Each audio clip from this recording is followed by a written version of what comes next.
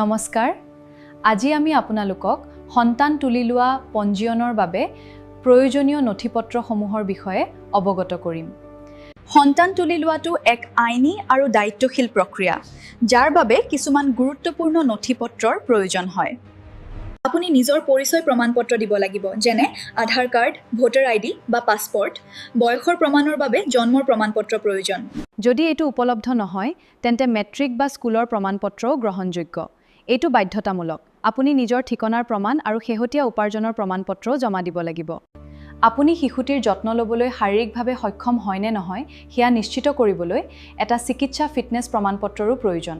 বিবাহৰ প্ৰমাণপত্ৰ বাধ্যতামূলক। যদি আপুনি বিবাহ বিচ্ছেদকাৰী হয় বা আপোনাৰ জীৱনসংগীৰ মৃত্যু হৈছে, চাৰ্টিফিকেট জমা দিব লাগিব।